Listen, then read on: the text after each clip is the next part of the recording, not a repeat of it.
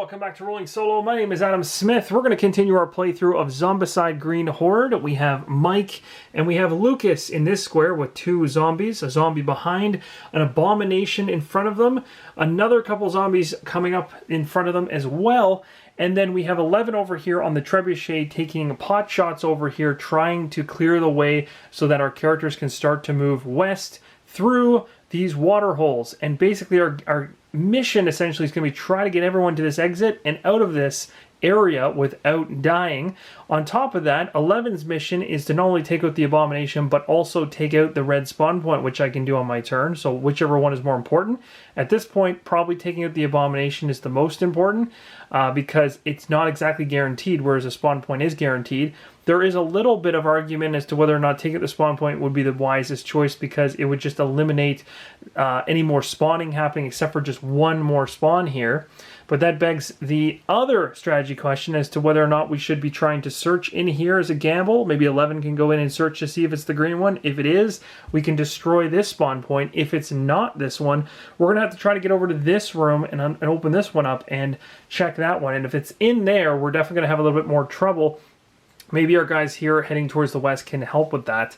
One thing I want to make mention of that I didn't in the last video is there's two cards that are very, very helpful when using Fanny Bursters in the trebuchet. So this is what I've been referencing throughout the playthrough so far. So if you're wondering where I was getting my numbers from for Scatter Shot, Grape Shot, Boulder, all that stuff, there is a card that's handy within the game that can help you with that so that you're not having to check the rule book.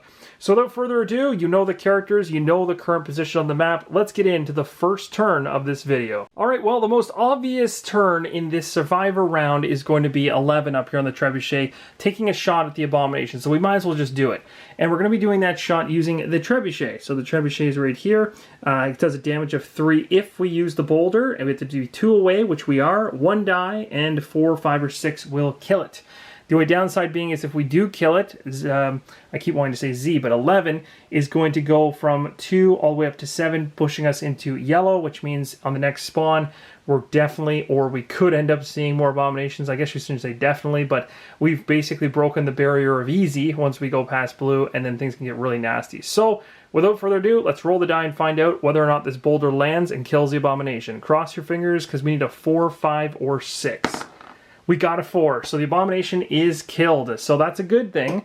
Downside being, as I already mentioned, we're going to push our XP all the way up to 7. So this is where things get interesting, because now 11 is able to go ahead and select a new skill. Well, when you go to yellow, you don't select anything. There's only one option. It's an extra action. She gains that extra action right away. So that's a plus for us. So I basically now have another action with 11, which I can use right now if I want to, if I can come up with something useful. So the downside is I really want to, now if I was to hypothetically move into here, on the next turn, I'd have 4 actions. If I search this, then that'd be 1 action. I'd move back out here to try to use the trebuchet, and I wouldn't have enough to actually use it. I really, really want to blow that other spawn away, because now that we're in yellow, it would be silly of me to try to search these, because at this point, the most important thing to do is to blow away that red spawn next. So I'm going to keep her there. She's not going to use that extra action. We're going to have to burn it, sadly. We are up to 7, as I mentioned, so now the race for all of our other characters to push past into the yellow is definitely high. We want them to get the extra actions, so we're going to be trying to kill enough zombies to do that coming up on their turns right now. So this is very, very risky, because I could have Dustin take another step through the water hole with the last 2 actions to get to this location. The problem with this is, if he's here and Lucas cannot make these shots to take these guys out, then this guy, basically Dustin's going to end up taking 2 damage next turn, unless of course some of my other heroes walk in here. But I'm going to take that risk because I need to get moving. And this is going to be very sketchy, because Dustin's in the water hole, but Lucas is going to have to make some pretty amazing shots here. He's only got he's got to make 2 out of 3 shots with this longbow. He does have rerolls though, because he has plenty of arrows. So I've now used all of Dustin's actions up by going into here, so his turn is done. Next up, we're going to go ahead and we're going to have Lucas go ahead and take a shot at one of these. These are both runners, just so you guys are aware, which is the reason why I'm scared, because they'll activate twice. So we're going to roll to try to hit one of them. Let me get rid of all the other dice here so we don't get confused. So Lucas is going to take a shot at this guy right here from range. Both of them are runners, so it doesn't matter which one I choose. And I get a reroll if I fail this. So we're looking for 4 or higher. We got it. It's a 6. Perfect. That's already good odds that we might do this, although I don't want to jinx myself. Let's go ahead and bump Lucas up by 1. So we're going to go to 5 and come back over here. Second action, we're going to take another shot at the runner from distance. And again, Lucas can shoot normally just 1, but because he has a +1 max range on his character card, which is right here for blue skill, which you can see right there, he's able to go 2 spots with this bow, even though the bow is a starter bow. And that is a miss. So here's going to be my reroll. I'm using a reroll from the Plenty of Arrows card, which allows me to reroll all ranged attacks once. Okay, so that was a fail. So here's where it gets a little dicey. We're going to have to use our third action now to take another shot. So technically, here we go. This is where we get into crunch time. Can he actually land this hit? Oh my goodness. So here's the reroll for the Plenty of Arrows on the third action. Can he clear the way? Yes, he does, finally. Okay, perfect. So that got me a little bit worried there. We're up to 6. I got to keep my health for when abominations show up. So he did his job, although the sad thing is he didn't get to move. I was hoping that he would be able to tick over yellow, but he's just shy, otherwise he would have got another action. But you know what, it costs 2 actions to move anyway, so he's pretty much stuck where he is. Will, on the other hand, is clear, and I don't even want to bother fighting this guy because he's coming in from behind and he's a regular walker, so I'll just let him show up when he shows up. So I'm going to actually have, we'll probably have, I think I called him Will. I keep meaning to say Mike. So we're going to have Mike actually activate now, and I'm going to go ahead and I'm going to move 2 to the next water hole, and technically I have 1 more action, so I could do a trade if I wanted to with Dustin, so let me just take a quick minute to think about whether or not it's worth it. I think for now we'll just leave it. So I'm going to actually end up burning that action there for Mike as well, so I won't be using it. And of course Mike didn't gain any XP, so he's trailing way behind the XP category with 3. Everybody else is either in yellow at 7, Dustin's in at 7, 11's at 7, and we actually have Lucas at 6. So they're all very close, if not already there, but Mike is the one that needs some action now.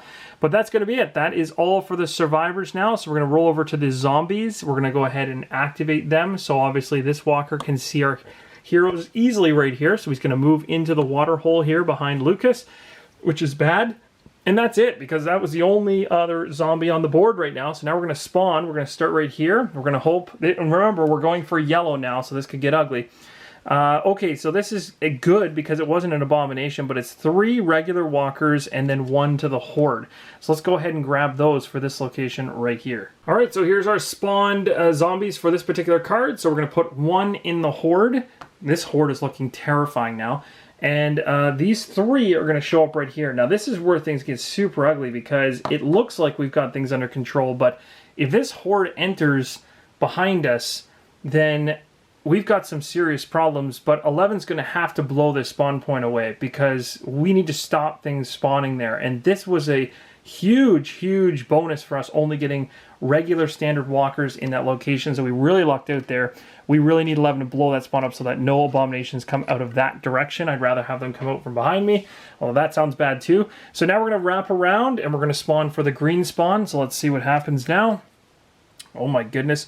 3 runners coming from behind as well as 1 runner added to the horde. So let's go ahead and add those on the board. Alright, so there's our 4 orc runners. We're going to grab 1 of them and add it to the horde. This horde is, yes, it is absolutely terrifying now. Now if it comes on the board, I'm definitely screwed. And we've got 3 runners behind us, which can move really fast. So this is going to be a problem. I think we're going to have Lucas turn and start taking pot shots at them as we run. This is going to get a little tough, but at this particular point, we go ahead and say that we've activated, we've spawned. We would clear any noise tokens, but all the noise tokens that would have been placed were we did all of our shots up close and personal, so I didn't place any noise tokens because it was fairly obvious where our guys were, plus most of them were bow attacks, so those are silent anyway. So without further ado, let's move into the next round of Green Horde. So just so you guys are aware, there's a little nasty trick with blowing up this spawn, and this comes from actually the quest objectives for this particular tutorial. What it says is that anyone with a trebuchet can go ahead and take a shot at the red spawn in order to destroy it, but it's not that simple. It's only that simple if there's nobody else on that tile, or in that zone, I guess is a better way to say it, not the tile. The tile is this whole 3x3 grid, but the zone, which is right here, has walkers in it, which means If I want to try to destroy this spawn, it's considered to have 1 damage, but they've put it at the lowest target priority on range shots, and that's what the trebuchet shoots, is range shots. So the worst part about this is I'm going to be, if I wanted to hit this, I'd have to use scatter shot, which allows me to hit anything at damage 1. I'd get to roll 6 dice, which is decent odds, but not when you need 4 to get to the spawn point, because I'd need 1 successful roll, 2, 3 to get just to get through the zombies that are there, and the 4th one would then destroy the red spawn. So the chances of getting out of 6 dice actually being higher than 50%, I'm going to have to hope the dice are with me, because I don't think I'm going to be able to pull this off. But if I don't, I risk having abominations, everything showing up in front of us when, as of right now, we have a clear path, very easy ride. I need to get rid of that. And also blowing up some of the zombies wouldn't be a bad idea either. So I gotta go for it. So we're gonna go ahead, we're gonna take 6 dice. We're gonna hold our breath, and Z is going to activate and take a shot using the trebuchet.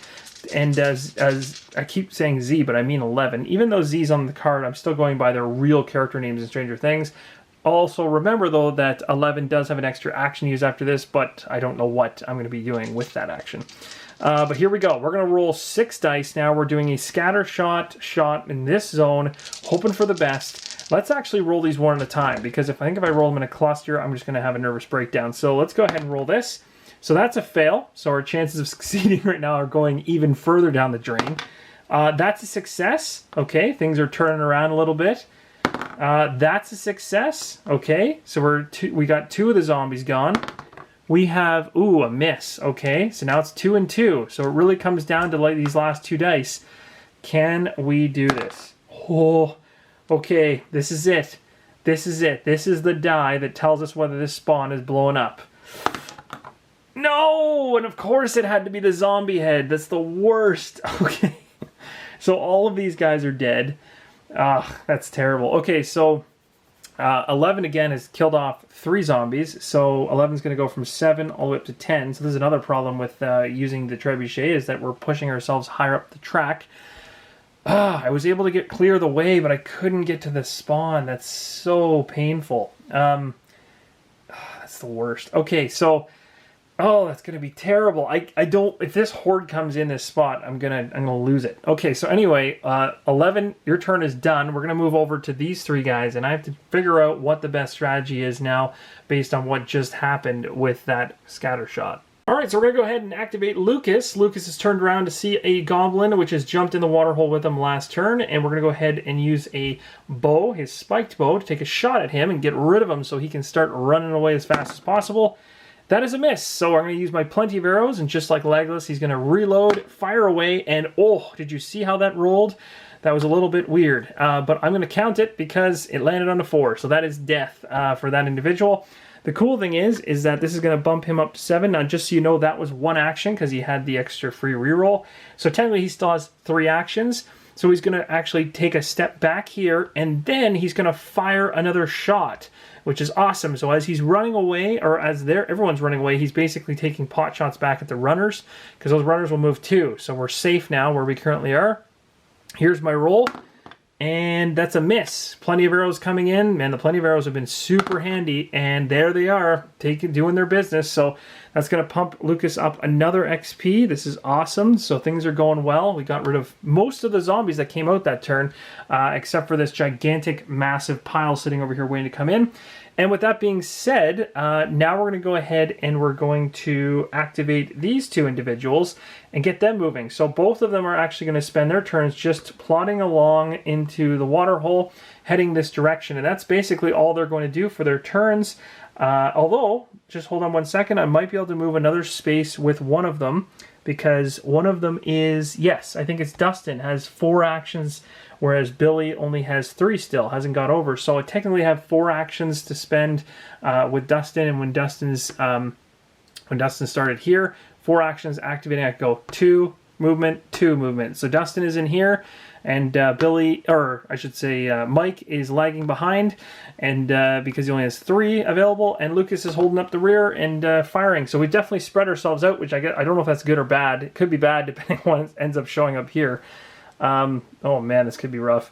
But I think we're headed in the right direction.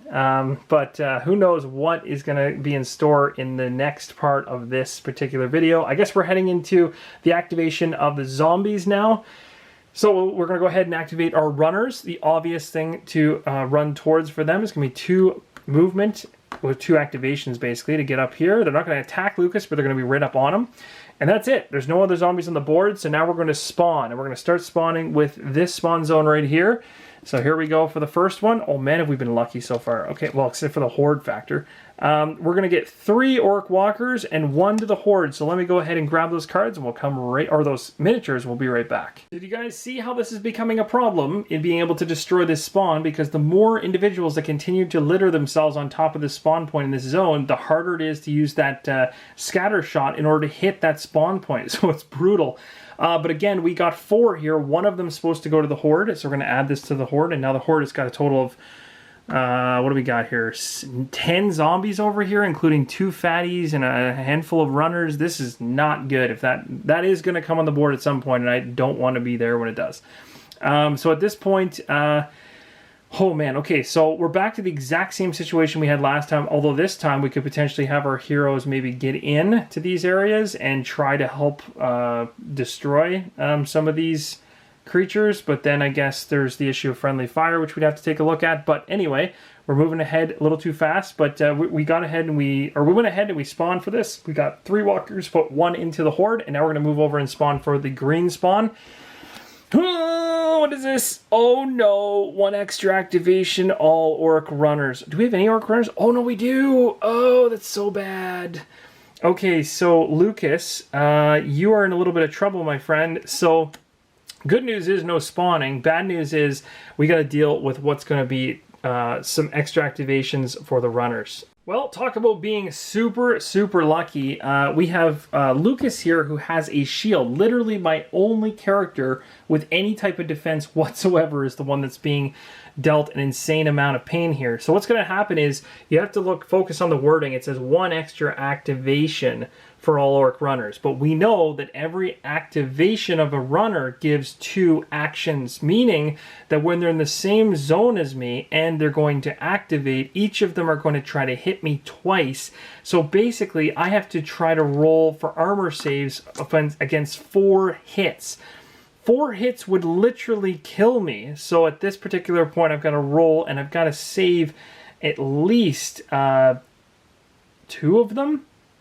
I've got to save at least 2 of them, because if I hit 3 damage, my character dies. So we can't have that. So again, my shield here has 2 options. It says you can either choose to have an armor of 4 or higher, so 4, 5, or 6 will save, you know, or block an attack, or you can use it as rerolls if you have another actual piece of armor in your body slot. But I don't, so I'm not going to use that. I'm going to use it as actual armor because I need the armor right now. So we're rolling 4 dice because we know we're getting attacked 4 times from these runners, and we're hoping for some serious blocking. Okay, so I managed to do it, just barely. So I was able to do it, but 2 of the damage is going to get through. So I'm going to be taking 2 points of damage, which is going to bring him to 2. So he's basically near death. And then this has been dealt with. That was extremely vicious and is not even over yet. That was just an activation. So his shield did come in handy and literally saved his life, because he would have just died outright right there. But now I've got issues, and I've got to try to heal him as fast as humanly possible, because I cannot lose him. He's a very important character to have. But at this point, we've now spawned for this location and this location. We still haven't got any abominations added in, but man, does this horde ever look terrifying. So we're going to move into the next phase here, which is going to be the noise removal phase. Again, for this phase, everything is so concentrated in these areas. For regular attacks using swords or axes or bows, I didn't bother putting any noise tokens because it's fairly obvious the zombies are moving in directions that are going to instantly hit heroes. When we get into more convoluted situations, I'll start dropping those noise tokens. But at this point, we can move right back into the survivor's turn. Okay, so this is either going to be extremely epic or a gigantic fail, but it's going to be really cool. And of course, it's going to be Dustin that's going to try to do this. What we're going to have Dustin do is Dustin's going to try to come out of the water hole and jump into this pile of zombies and then use his crazy sword to take all 3 of them down in one swing. If he gets super lucky, because he has 4 actions on his turn, 3 is normal, 1 extra because he's in yellow, he could use 2 of those actions to move into this zone, 1 action to hit all 3 of them if he gets a amazing roll, and then he could use an action to jump back down into this area so that when we have 11 take the long range shot at the spawn, he doesn't get hit or there's no chance of bad things happening, basically. So what I'm going to do is, this is going to be very interesting, I'm going to have... Yeah, I'm going to have to just risk it. So, because there's nobody else that can get close enough to clear that out as fast enough. So I'm going to have him jump up on the ledge for 2. So now he's in here. We're also going to go ahead now and we're going to attack with his crazy machete sword here for 3 dice. And we're going to hope that the dice are with us because we need this roll. Oh, so close. We got 2. So 2 of them are gone. So that's good. Let's see if we can, let's see what happens when we bump this up now. So that essentially was 2 actions to jump up and then 1 in here. And then technically I might as well go ahead and blast this guy away. I have one more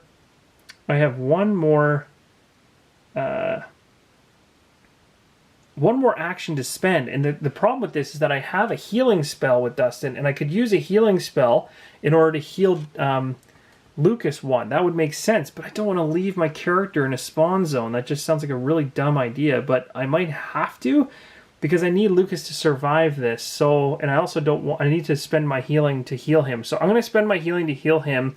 Maybe I'll try to have Mike come up, although Mike's going to 2 to get to here. He can't even get over the ledge to help. He's kind of useless right now. He might actually have to go back and help kill some things. Ooh, this is really, really nasty.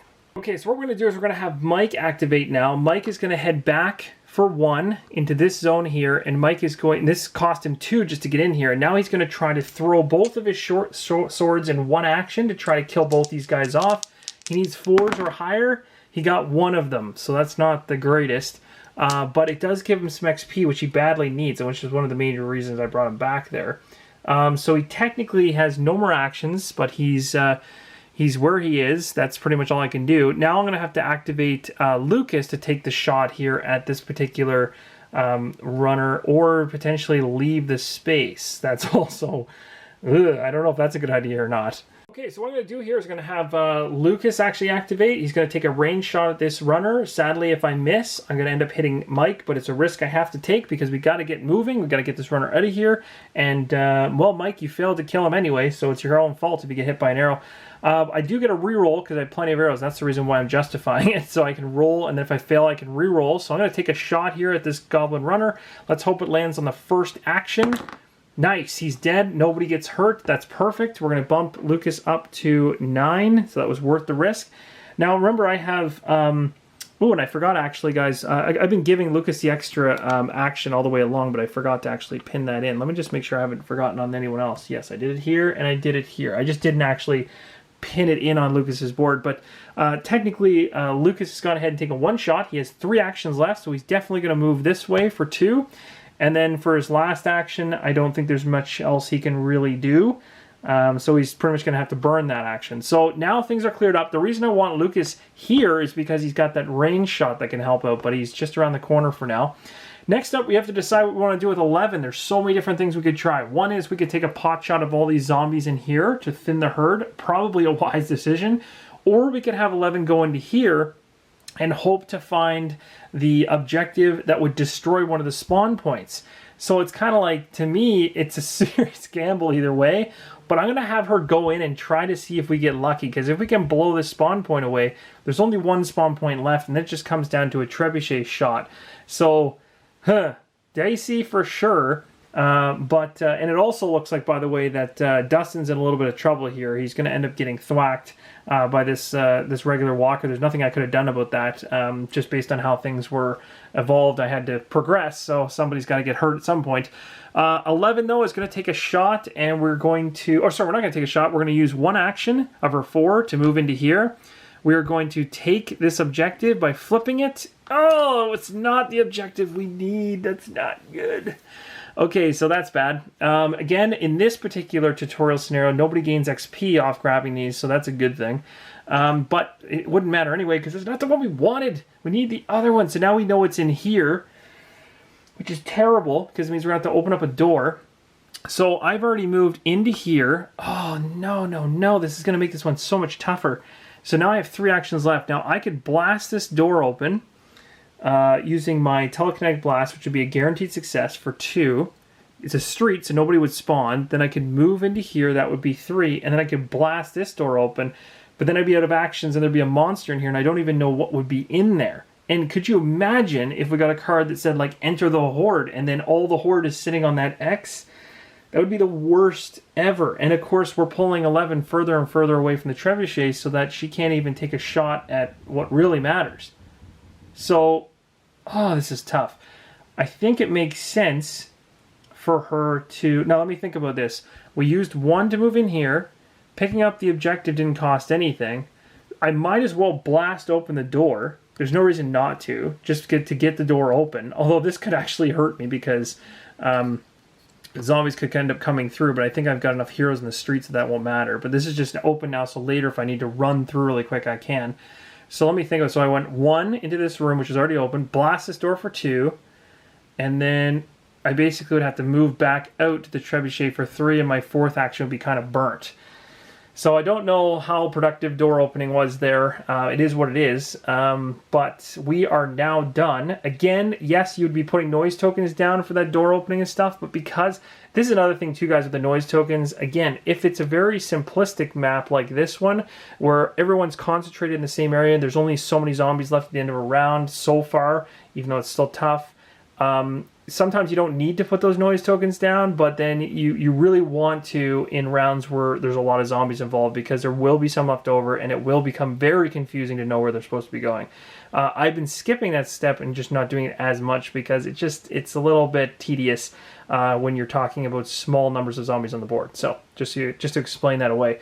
So we've moved past the end of phase, and now we've activated everybody, and we're going to move into zombie activation. So the very first one is the only zombie left on the board, which is right here. He's going to activate for 1 hit, so Dustin is going to take a smack. So 1 damage, because he's got no defense to block that whatsoever. Sad. Next up, we're going to spawn for this location right here. If this is Enter the Horde, I'm going to go upstairs and cry. No, but all orc fatties get an extra activation. This is perfect, because...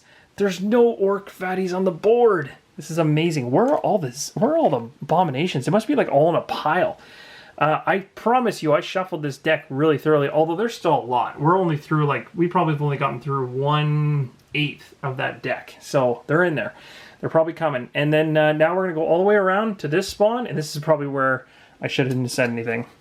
Oh, we got lucky again, but it's another Assemble the Horde. Oh, nope. 3 runners, that's bad. So let's get our runners out here. I think I've actually got them ready to go. So 1, 2, 3, and then 1 goes into the Horde as well. All right, so there's our extra runner. We'll grab that. We'll put it into the Horde, and we've satisfied this card. We are still in yellow, so we followed that to a T. Perfect. And no abominations yet, except these runners coming up from the back is really bad because they do not get slowed down by water, and we're going to definitely need Lucas now to turn around and start dealing with these guys, but he's out of range right now, which is a pain. So we're gonna have to wait for them to come to us.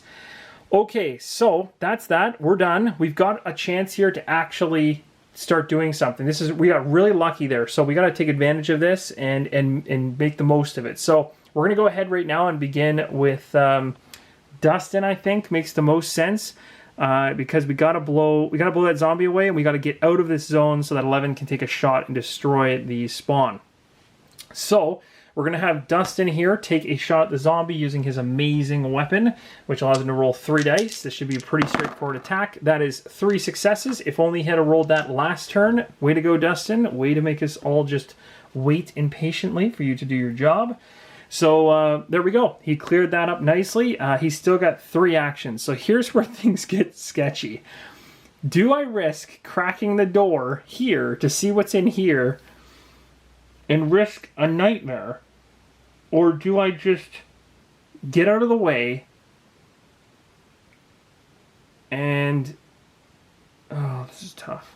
So let me think. So I've used 1 action. I could jump into here for 1 more, Jump back out for, or jump over the ledge, or jump back up the ledge, sorry, for 2. That'd be kind of a waste. Oh dear, let's...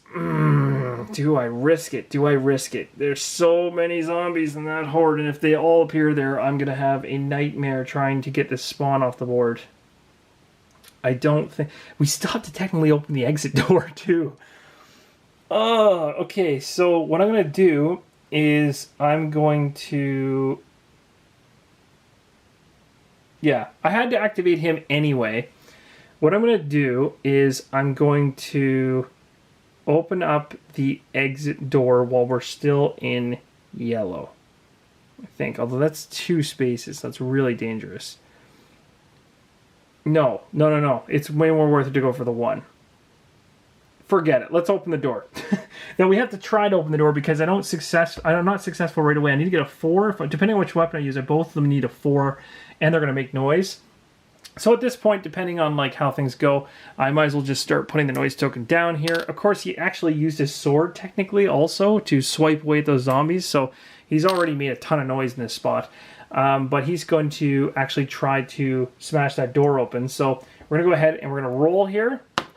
That is a big fail, so that's his first attempt to smash the door open. He's going to go ahead here for his second attempt. He got it. So on his second attempt, he got it, so he's got... Let me think here. So he was already here. He didn't attack. He failed once. Didn't. So he's basically making lots and lots and lots of noise smashing on the door. What I'm going to do really quick is I'm going to double check to make sure that even when he fails that the noise still appears. Aha, so it is only ones that are successful in smashing the door open that make noise. And that makes sense. I mean, you're banging on the door, I guess that kind of makes noise, but it's muffled. But yeah, if you break the door down, it makes more noise. So just so everyone's aware, when I was here, I swung with my sword and killed the walker. That's 1 noise.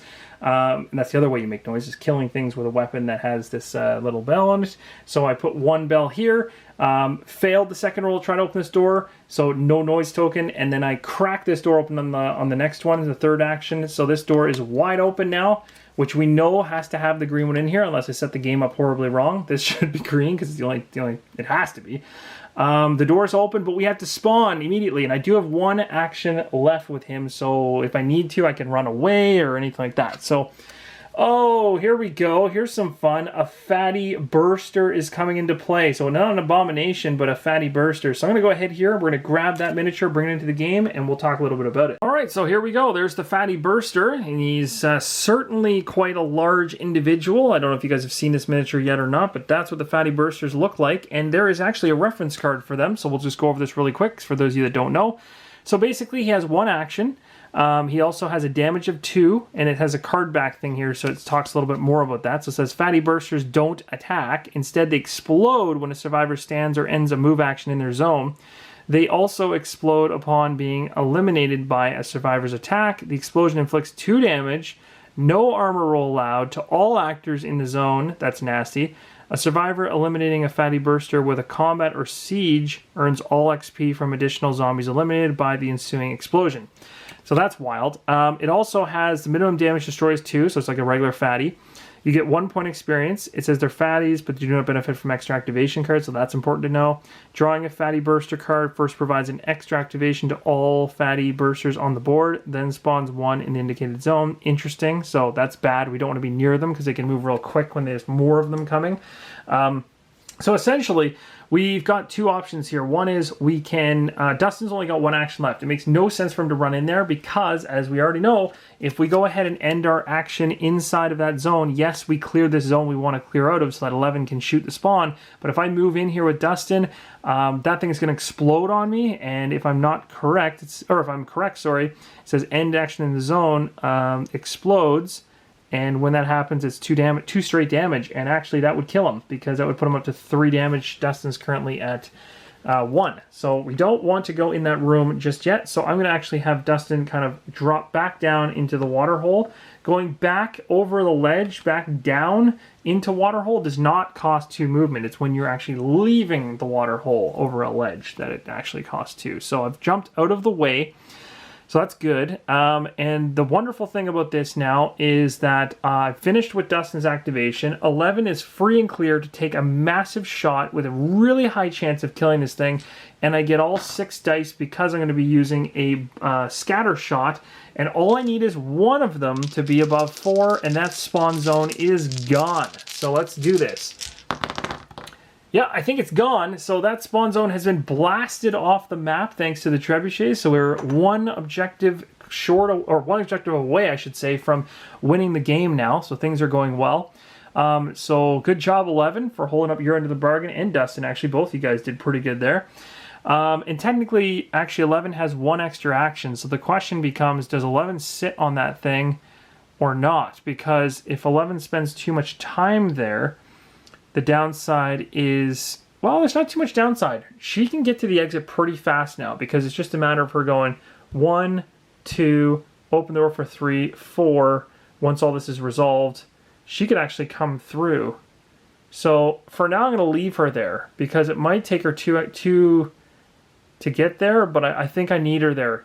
And because we may not be able to get that last spawn point off the board. And we also need her to take a pot shot at this, because this could be another huge hazard that could just show up here, and runners and everything could be coming down the board at us, which we wouldn't want. So I think, it depends. It depends on how this works. We might actually be able to get most of our guys out right now.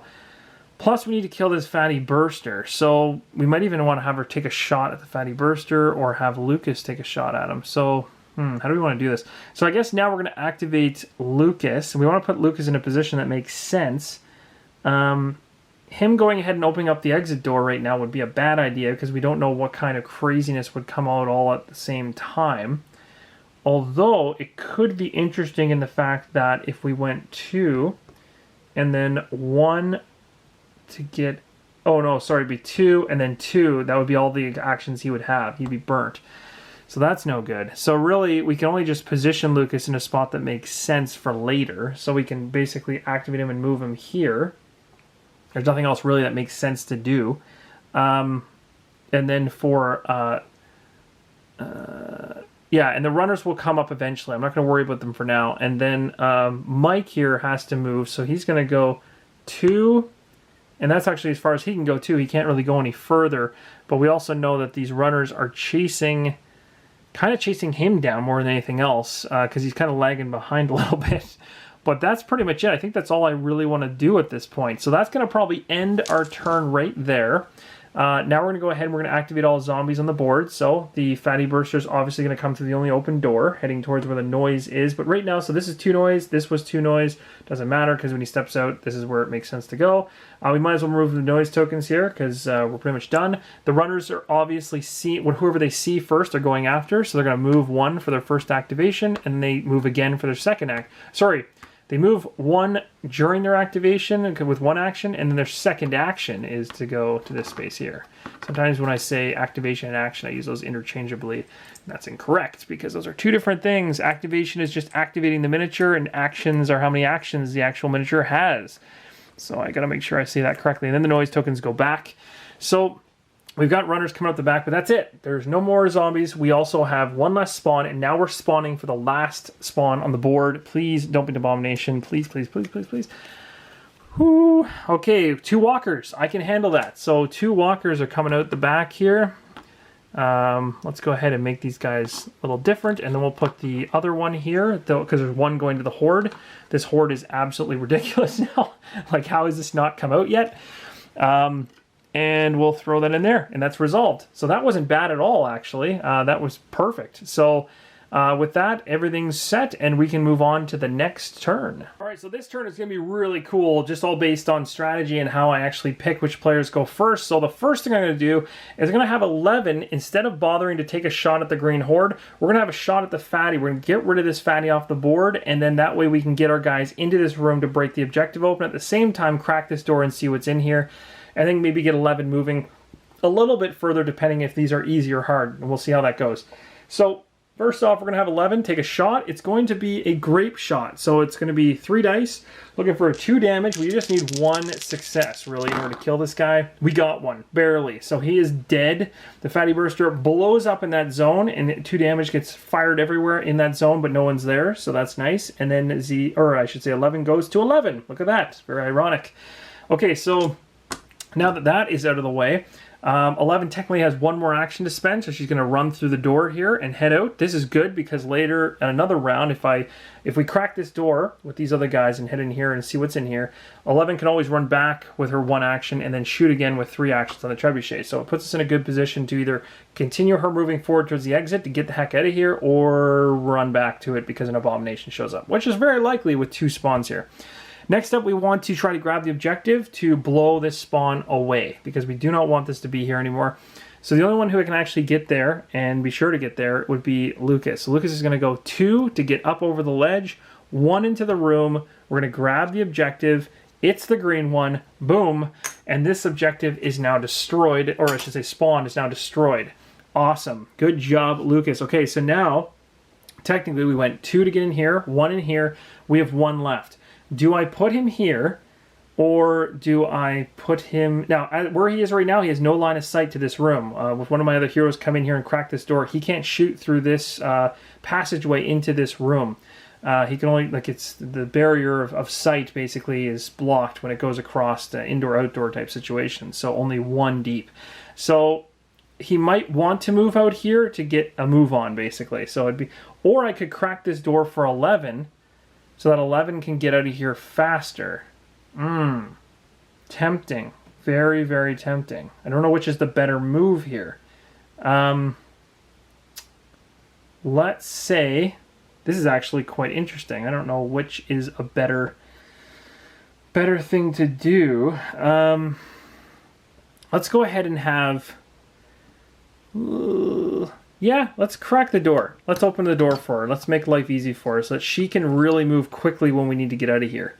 So now she's got like the ability to go another turn. 1, 2, 3. Actually, she can pretty much get out on her next turn if we have this door open. So that's really good. He's there. He's guarding that area. We're spaced out nicely. Now we're going to activate Dustin here. Now Dustin has a bunch of things going for him. One of the things he's got going for him is the ability to heal. So it'd be silly of us not to heal. So we have a healing ability here. He's got some time to burn, but he's also got a door to open. So we're going to actually have him heal Lucas, I want to say Curtis, but Lucas down to 1 damage instead of 2. And we're going to have him jump up the ledge for 2. So now he's got 1 more action. With his last action, he's going to crack this door. You can see now we got goblins coming up from behind of us. That's kind of another problem in this whole thing that we're going to have to deal with. So this could get really ugly real quick, but we're going for it. We're going for the win. We can't delay this any longer. So boom, door's cracked. Now we're going to spawn for this one and then for this one. So here we go. First door. Are you kidding me? The swamp lurker shows up in this position right here. This is ridiculous. Okay, and then the last one. Okay, good. It's not. Oh yeah, I forgot. I could have actually... I forgot. It wasn't a guaranteed idea that the Horde could never have entered again. The Horde couldn't have spawned into one of the spawn zones, but it sure as heck could just enter into one of the rooms. So this... I'm really lucky I didn't get an Enter the Horde card, because that would be devastating. But this is going to be 3 runners and then 1 going into the Horde. But that's okay, because I'm not opening any more doors. So at this point, they're never going to see the light of day anyway. But having runners in there is not good. Let's go ahead and populate the board with these nasty abominations and runners. Wow, what are the chances that the Swamp Lurker would end up in the zone we need to get to win the game? Like, the way this game works out sometimes is actually kind of comical, but basically we've got 4 runners over here as well. One of them goes to the Horde. Of course, this Horde is never going to see the light of day now, because I truly will never open another door or room in this entire map ever. Plus, all the spawns are gone now. So at this point now, we're just activating whatever individuals are left on the map, but we're not done because we haven't actually gone with Mike. So the other thing too is we'll learn a little bit what he does during his activation. I'm going to jump past that for now. So Dustin has basically, well, Well, Dustin has essentially cracked the door and he's standing there staring at the swamp lurker, but his turn is done. And now Mike is going to go. Now, what does Mike want to do? So Mike could try to be a hero running into this mess and taking one swing. That would be the worst decision of his life and would probably get him killed. He just needs to run as far away and have them come to him. Maybe 11 can kind of come out and help from a distance because she's got the ability to shoot from range. That could help. So I'm going to get Mike to move here because that just makes common sense. I have one more action to spend with him, but there's nothing really to do. So he's pretty much just going to stay put and wait for these runners to make their way to him. So he's done, and now we're officially done all the survivors' activations. And at this point now, we're going to have all the zombies activate. Thought it would be a little fun to do a little research on our friend that we found here in the final zone of this tutorial. So we found the swamp lurker, and it says... let me see here. Wading into flooded streets in a zombie-infested village was never a good idea. People just don't do well inside a waterhole. They slow us down terribly, and who knows what might be lurking in those murky waters. Well, now, we know, and it's terrifying. The swamp lurker is an abomination that's in its element in a waterhole. It's flat out impossible to put this monster down unless you're able to lure it out of its pestilent waters. And good luck with that. As long as it stands in a waterhole zone, the swamp lurker cannot be targeted by attacks or killed in any way. Other game effects like skills or the chosen quest special rules still apply. So we're really, really lucky because this basically to us is just another abomination. Because he's happened to spawn not in a waterhole, he doesn't get his special abilities. Whereas if he was spawned somewhere in here, into a waterhole, I guess a good example would have been the spawn that was up here, would have been the only one that was truly in a waterhole. Or, into a room, but most rooms don't have water, then his special effects would have been pretty nasty. So he's obviously better coming in on the side, making his way in, and then once he's in the water, he's a nightmare. But regardless, it looks like we got super lucky, and he's just going to activate like a regular abomination. So when I say he's a regular abomination, I basically just mean he's a regular abomination on land still. Of course, if he is to move or we were to draw him into the water, that's a bad idea. We want to try to kill him before that. So he's going to activate. He's obviously coming out the door. I'm going to have to do a little bit of positional shuffling here. There he is. Now he's kind of coming out the door. He's right in between. So there's his movement. We're also going to have all of these zombies show up in the same zone now as Dustin. So this is really bad because I don't know if Dustin can get out of this zone now because of how many zombies are in here. So that's a serious problem, and Dustin could end up getting totally destroyed here based on what just happened. Plus, these runners are now all over Mike. So that's also bad, and then these zombies just trudge their way into the swamps, and that is the activations. Alright, it's time to start the survivor's turn. Let's see what we can do here. Now, we've got a lot of problems here with Dustin, where Dustin currently sits with a swamp lurker there, as well as tons of runners. What I'm going to do, though, is I'm going to start off with Mike, who is surrounded by a bunch of runners. He needs to deal with those, so I'm going to activate Mike first. Mike is going to go ahead and use his 2 swords, so he gets 2 dice rolls. Hopefully, this will come in handy. He can do this up to 3 times if he needs to. Hopefully not, but... we'll see how far he can go with his turn. That is really bad. Okay, so basically no runners killed whatsoever on the first action. He's going to swing again with his short swords. Hits 2 of them. That's awesome. So 2 of them are gone. Here's hoping that he can get the last one, because if he does, he tips over into the yellow, and then we are able to do one more action with him. Yes, he got it, just barely. So that's awesome. So this runner's down. We're going to another XP pushing him into yellow. He's going to gain an extra action, so we'll go ahead and grab that and put it down here. So now actually every survivor has the extra action now at this point. He does technically have an action left, but there's nobody within range for him to do anything with. He doesn't want to go into this space. But one thing he's going to do, which does not cost an action, is he's going to use his Lifesaver skill. Now, we have not used this to date, and I've kind of kept this hidden from you guys because I wanted to surprise you, but he has the capacity to basically grab a hero in a space that's adjacent to him that has zombies in it, and he's able to drag that hero out of that space into safety. So I'm literally dragging Dustin out of the zone that got overwhelmed with runners and the swamp, what is this guy's name again? The swamp lurker. And the reason for this is I'm now going to set up for 11 to head back on her turn and fire the trebuchet. So basically I'm going to end Mike's turn. I still technically had an action to spend, but I have nothing else to spend it on.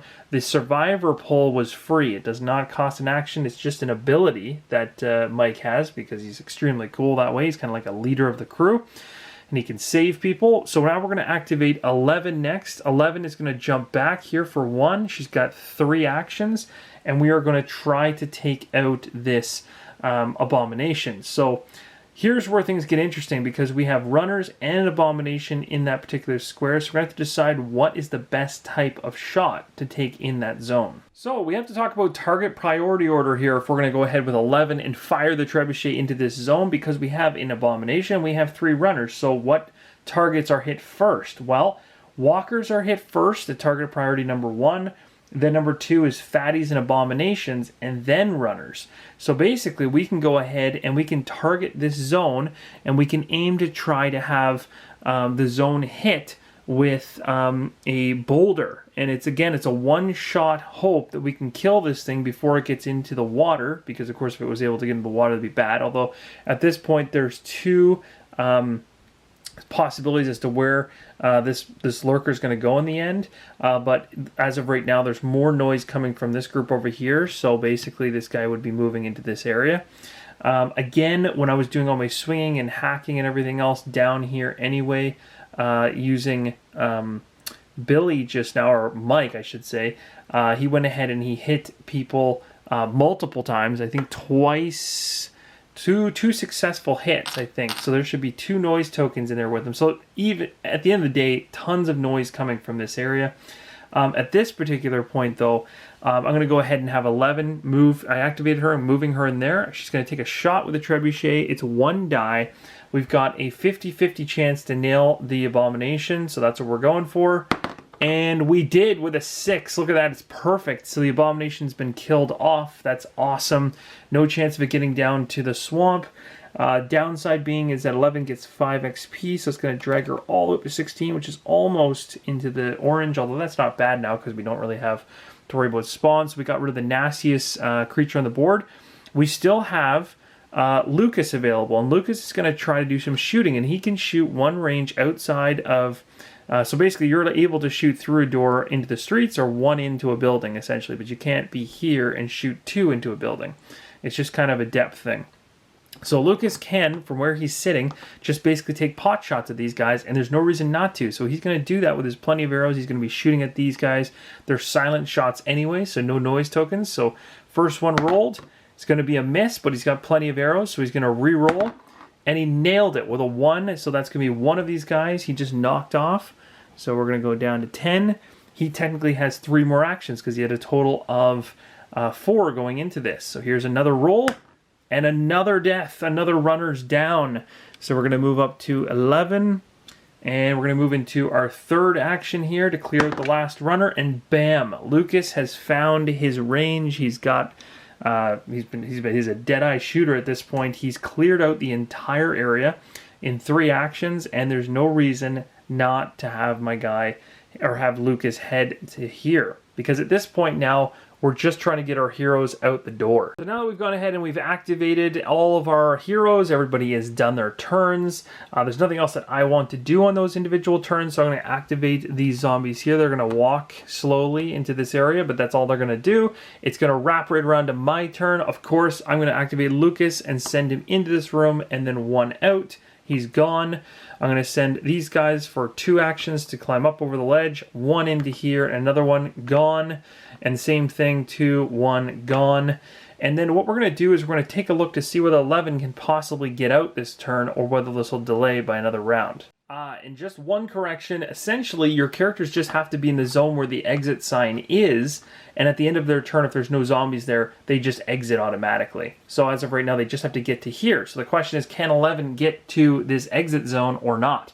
So if I go ahead with 11 at this point and go 1, 2, 3, 4. Almost. Almost. And of course, these noise tokens don't matter anymore. So, just about. So what's going to end up happening is we'd be going through another full round at this point. There'd be no spawning because nobody opened any doors. These monsters would move one more space here. And these guys technically would be gone. They would have left the room. And wouldn't you guys know it? But as 11 makes her final move into the last zone, she comes across somebody she should be familiar with. And just before 11 heads out the exit, she takes a turn to the left. And who does she notice? Someone very familiar. It's Will from Stranger Things. He's been hiding in the rubble, hiding from the swamp lurker and the runners this entire time. So Will is now reunited with the Stranger Things crew, and he will be joining this crew on the next quest. So they both head out the door together, and all heroes have successfully got out of this mission, and it's fully completed. The tutorial is now done. The cool thing about this is we're going to be moving into a bigger scenario coming up next. And what I want you guys to do, for those of you that have the game, or even those that don't, we have a number of different quests that we can choose from. I don't want to pick one that's so outrageously massive that it takes too long to play, but we're probably going to go for at least a medium level quest, which might be still 4 tiles, but be a lot more involved. So we'll probably end up landing somewhere between Quest 2 and Quest 7, and then I doubt we would end up trying some of the later quests because those become a lot bigger and take a lot more time, but we'll see. I'd like to take a look at them myself and see which one's which. If you guys actually own Green Plague and like to point out one that you think I should play, let me know in the comments below which quest you think we should do next, if you own the game or if you have access to the rulebook or the ability to actually see the quests that are there.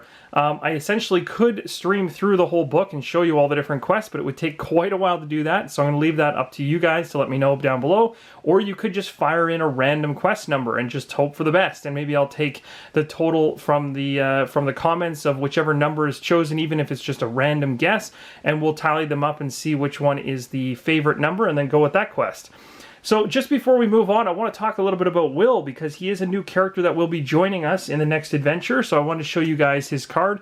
Of course, he's named Liam here in order to avoid any kind of issues, but he is able to hold a carved dagger in his body slot. He also has this blue ability to start the game, and this is a super, super powerful ability. It's called Zombie Link. So basically, once per turn, I believe, if I'm not mistaken, what happens is, it's not once per turn. It's actually whenever a extra activation is given to zombies. So I guess a good example of that would have been the number of crazy activations we got during this thing. I think if I remember correctly, we had an extra runner activation at one point here. So let me find that card. Here we go. Like this, for instance, like an extra activation card of any type.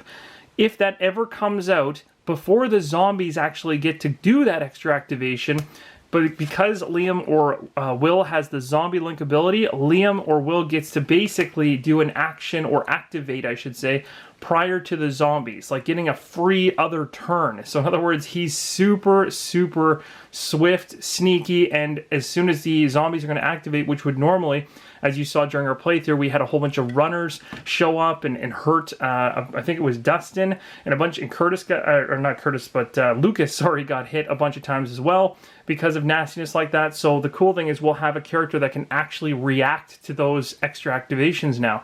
So the other thing I want to make mention of is the fact that this is our 5th character. When we start going into the bigger scenarios, they typically require 6 or more. So at this point, we need to bring in one other character. And as of right now, the crew of Stranger Things is at 5. I don't have any other characters for Stranger Things to make that up to 6. So what I need you guys to do in the comments below is also let me know your vote for the favorite other additional character you'd like to add in for this playthrough. We need another character, whether that be from the base box, whether it be from the Horde box, which is the exclusive box, whatever it is, let me know in the comments below which hero you'd like to see lead the Stranger Things crew to victory in the next video here for Zombicide Green Horde. And once we finish that next quest, we'll probably wrap up the showcase at that point. Hopefully you guys enjoyed this. Don't forget, guys, we'll be bringing in the dragon for the next scenario and the next quest. So that's going to be huge. It's going to add a whole other dynamic to the gameplay. So stick around. It's going to be a lot of fun. Thank you so much for watching. Hope you guys enjoyed it. And as always, keep on rolling solo.